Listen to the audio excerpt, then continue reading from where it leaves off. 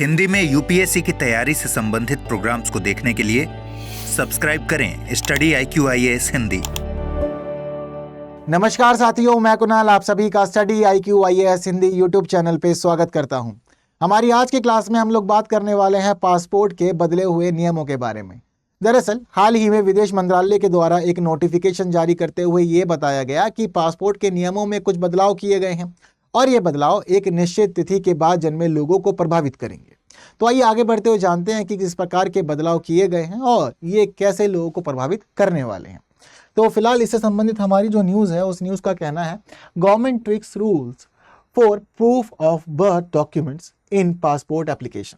तो देखिए, ये बात तो हम सभी को पता है कि भाई पासपोर्ट प्राप्त करने के लिए एक अच्छा खासा फॉर्म भरना पड़ता है, वेरिफिकेशन भी करवाना पड़ता है, तब जाकर के हमें पासपोर्ट प्राप्त होता है। अब इस पासपोर्ट को अप्लाई करने के प्रोसेस के दौरान कुछ डेट ऑफ बर्थ के प्रूफ संबंधित मामला जो है वो संशोधनों में शामिल है। तो क्या चीज़ें की गई हैं देखते हैं। तो जनरली हमारा जो पासपोर्ट हम लोग लेते हैं वो यही पासपोर्ट होता है ना। तो अब ये पासपोर्ट कैसे किन नए नियमों के साथ चलेगा और क्या क्या चीज़ें बदली गई हैं, आइए जरा देखते हैं।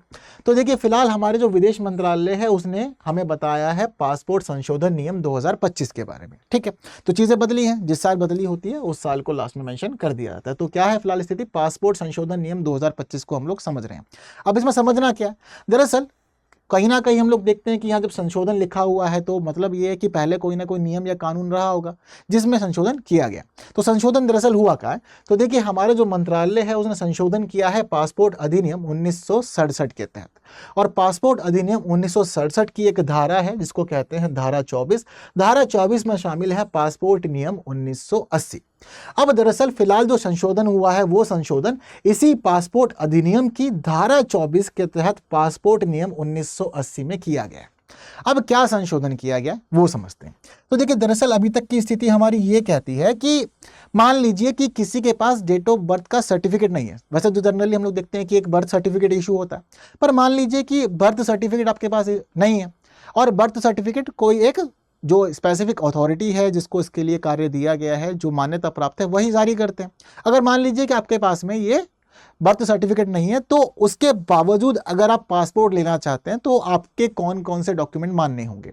तो यहाँ पर स्थिति ये कहती है कि मान लीजिए आपके पास में आप बर्थ सर्टिफिकेट नहीं है, तो अगर आप जब स्कूल जाते थे तो आप अपने स्कूल से ट्रांसफ़र सर्टिफिकेट ले आइए या स्कूल लीविंग सर्टिफिकेट ले आइए या फिर इसके अलावा 10th की मार्कशीट ले आइए। अगर आप स्कूल से स्थानांतरण का सर्टिफिकेट ले आते हैं, स्कूल छोड़ने का सर्टिफिकेट ले आते हैं या फिर आप अपने 10th की मार्कशीट ले आते हैं, तो ऐसी स्थिति में अगर किसी भी डॉक्यूमेंट के अंदर कंप्लीट डेट ऑफ बर्थ है, कंप्लीट डेट ऑफ बर्थ मतलब पूरी डेट, पूरा मंथ और पूरा ईयर, अगर कंप्लीट डेट ऑफ बर्थ है तो उस समय पासपोर्ट अथॉरिटी उस डॉक्यूमेंट को ही स्वीकार कर सकती है आपके डेट बर्थ प्रूफ के लिए और उसी के आधार पर आपको पासपोर्ट जारी किया जा सकता है। अगर मान लीजिए आपके पास ये भी नहीं है, तो अगर आपके पास में पैन कार्ड है, अब तो पैन कार्ड सबके पास में होता है जनरली, हम लोग देखते हैं ना 18 वर्ष के बाद आप लोग बनवा ही लेते हैं जनरली। तो वैसे 18 वर्ष से पहले भी जारी हो जाता है। ठीक है, नहीं पता किसी को तो पता करना, आपको पता चलेगा 18 वर्ष से पहले भी पैन कार्ड बन सकता है, लेकिन जनरली 18 वर्ष के बाद ही बनवाते हैं लोग। ठीक है, अगर मान लीजिए कि आपके पास में आयकर विभाग के द्वारा जारी किया गया पैन कार्ड है तो इसको भी आपके डेट ऑफ बर्थ के प्रूफ के रूप में स्वीकार कर लिया जाएगा अगर कंप्लीट डेट ऑफ बर्थ लिखी हुई है तो। इसके अलावा अगर आप एक सरकारी कर्मचारी हैं तो सरकारी कर्मचारियों के सेवा रिकॉर्ड के अर्क की प्रतिलिपि आप लाएंगे, उसको भी डेट ऑफ बर्थ के रूप में स्वीकार कर लिया जाएगा।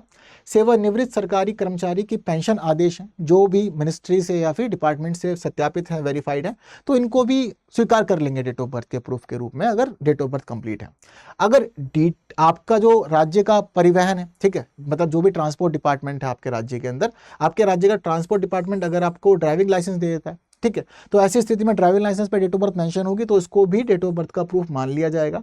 अगर आपको इलेक्शन कमीशन ऑफ इंडिया से वोटर आईडी मिला हुआ है, उस पर कंप्लीट डेट ऑफ बर्थ है, उसको भी स्वीकार लिया जाएगा। या फिर LIC की तरफ से या किसी और बीमा कंपनी की तरफ से आपको पॉलिसी बॉन्ड मिला है, उस पर डेट ऑफ बर्थ पूरी लिखी है, तो अगर आप वो प्रूफ भी लगाएंगे तो उसको भी आपका बर्थ प्रूफ मान लिया जाएगा या डेट ऑफ बर्थ का प्रूफ मान लिया जाएगा, एक प्रकार से ये कह सकते हैं। ठीक है, तो अब स्थिति पहले जो हमारा ये नियम है यानी कि हमारे जो पासपोर्ट नियम 1980 है उसमें बताया गया था कि कोई भी व्यक्ति अगर पासपोर्ट लेना चाहता है और पासपोर्ट लेने की स्थिति में उसके पास में बर्थ सर्टिफिकेट नहीं है तो इनमें से वो किसी भी एक डॉक्यूमेंट को लगा सकता है अपने डेट ऑफ बर्थ के प्रूफ के रूप में अगर कंप्लीट डेट ऑफ बर्थ लिखी हुई है तो। और अभी तक पासपोर्ट जो जारी किया जाता था वो इसी के आधार पर जारी किया जाता था। लेकिन अब दरअसल मामला क्या हो गया है, पासपोर्ट संशोधन नियम 2025 आ गए।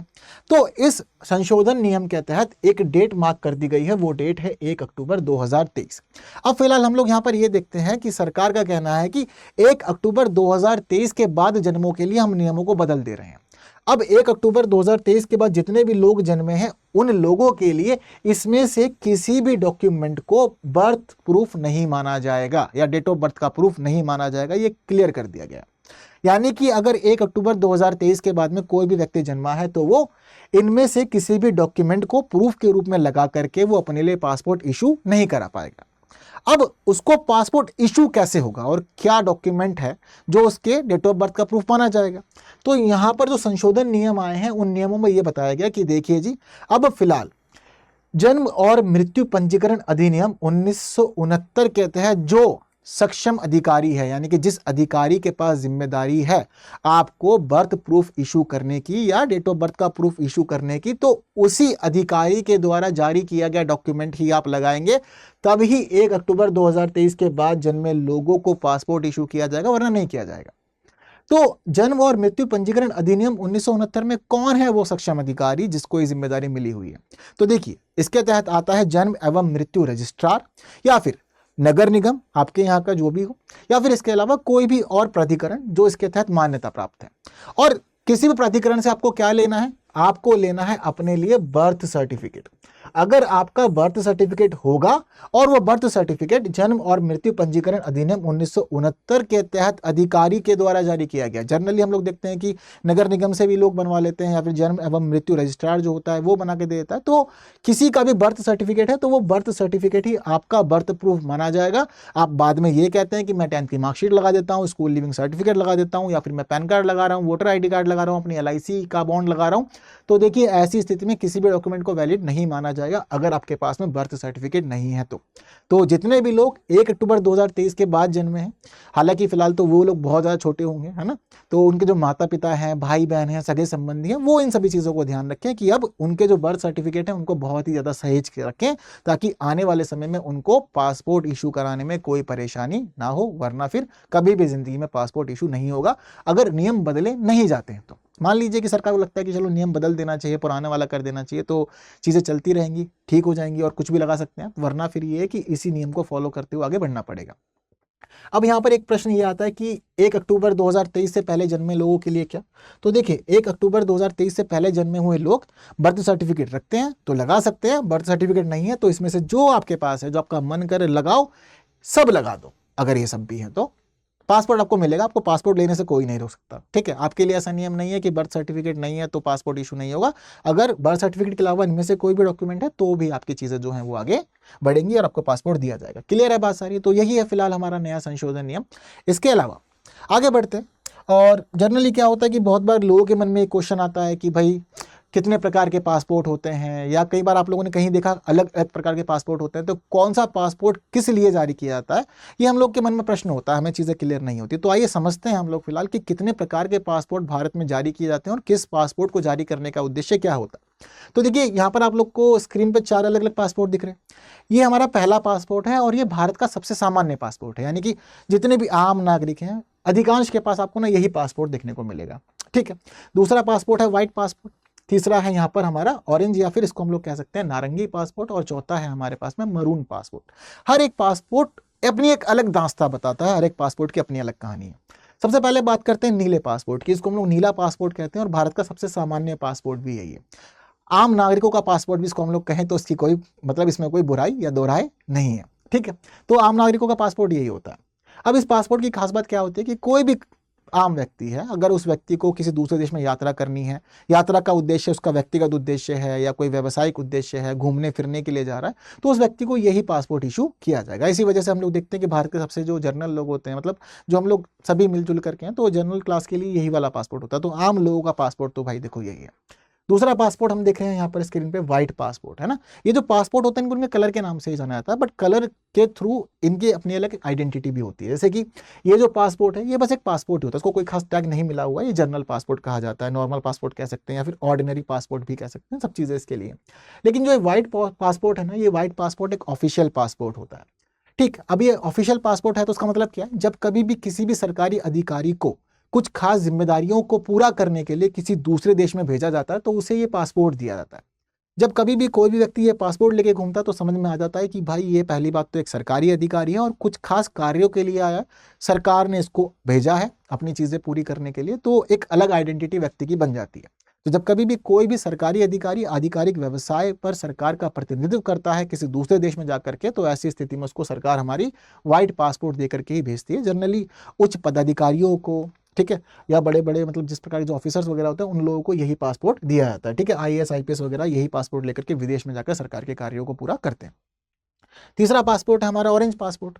अब दरअसल ये ऑरेंज पासपोर्ट उन लोगों के लिए जारी किया जाता है जिन्होंने क्लास 10 तक पढ़ाई नहीं की होती। ठीक है, तो इस पासपोर्ट को देने का देखो मुख्य उद्देश्य क्या है कि पहली बात आपने क्लास 10 तक पढ़ाई वगैरह नहीं की, स्टडी नहीं की है, तो ऐसी स्थिति में क्या होगा कि आपको इमिग्रेशन चेक से गुजरना होगा। इसको कहते हैं उत्प्रवास जांच। इस दौरान आपकी सभी चीज़ें चेक की जाती हैं, आप कितना पढ़े हैं, कहाँ तक पढ़े हैं, बाकी चीज़ें क्या है, आपकी कैसा बैकग्राउंड वगैरह है, तो वो सब चीज़ें आपको जाँच करके ही यह पासपोर्ट दिया जाता है। इसके अलावा इस पासपोर्ट को एक कल्याण या सुधार की भावना से भी देखा जाता है। दरअसल देखो कोई व्यक्ति ऐसा है जो 10 तक नहीं पढ़ा या कम पढ़ा हुआ है, पर देखो सपने देखने के लिए ना तो पढ़ाई मायने रखती है ना ही उम्र मायने रखती है, आप सपने देख सकते हैं।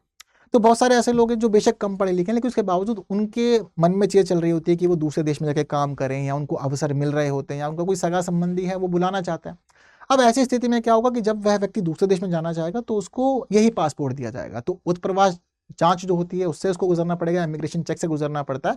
तो इस पासपोर्ट को कल्याण के रूप में दिखाया था ताकि जो कम पढ़े लिखे लोग हैं वो लोग विदेश जाने से रुके नहीं, उनके ऊपर कोई प्रकार की बाध्यता ना लगे और वे लोग फ्रीली दूसरे देश में जाकर के रोजगार के अवसर खोज सकें, दूसरे देश में जाके काम कर सकें और अपने जीवन का विकास कर सकें, नए नए अवसर चुनें और चीज़ों को आगे बढ़ाएं। तो ये पासपोर्ट इस खास उद्देश्य से जारी किया गया है। ठीक है, इसके अलावा जो हमारा अगला पासपोर्ट है मरून पासपोर्ट, इस पासपोर्ट की आइडेंटिटी जो है वो है डिप्लोमेटिक पासपोर्ट यानी कि राजनयिक पासपोर्ट। तो देखिए ये पासपोर्ट खासतौर पर राजनयिकों के लिए ही जारी किया जाता है। जो जितने भी हाई प्रोफाइल गवर्नमेंट ऑफिशियल्स होते हैं और डिप्लोमेट्स होते हैं उन लोगों को ये पासपोर्ट दिया जाता है दूसरे देश में जाने के लिए। जितने भी लोगों के पास ये वाला पासपोर्ट होता है उन लोगों को एक खास प्रोटोकॉल के तहत रहना पड़ता है, प्रोटोकॉल फॉलो करनी पड़ती है और उसी के तहत सारी चीज़ें उन लोगों की चलती है। तो यही कहानी है इन अलग अलग पासपोर्ट्स की। हालांकि इसके अलावा एक पासपोर्ट और होता है, इसको हम लोग कहते हैं इमरजेंसी पासपोर्ट। वह पासपोर्ट ऐसा पासपोर्ट है जिसको खास परिस्थितियों में जारी किया जाता है, जब कभी भी दूसरे देश में कोई आपदा आ जाए और लोगों को अपने देश वापस लाना जरूरी हो जाता है, तो ऐसी स्थिति में उन लोगों के लिए तुरंत इमरजेंसी पासपोर्ट जारी किया जाता है और उसके थ्रू उन लोगों को वापस अपने देश में लाने का कार्य किया जाता है। तो इमरजेंसी पासपोर्ट वो रेयर कंडीशंस में, बाकी जो जर्नल होते हैं वो ये सभी पासपोर्ट ही होते हैं। बातें सभी क्लियर है आप लोग को? बढ़िया। तो क्लास कैसी लगी बिल्कुल आप लोग को ये बात मुझे कमेंट में ज़रूर बतानी है। इन्फॉर्मेटिव सेशन है, बाकी साथियों तक शेयर ज़रूर कीजिएगा। जिन्होंने लाइक नहीं किया लाइक भी कर दीजिएगा। बाकी की बातें करेंगे हम लोग हमारी आने वाली और क्लासेस में कुछ नए विषयों के साथ। तब तक के लिए दीजिए मुझे विदा। Thank you so much. जय हिंद। हिंदी में यूपीएससी की तैयारी से संबंधित प्रोग्राम्स को देखने के लिए सब्सक्राइब करें स्टडी IQ IAS हिंदी।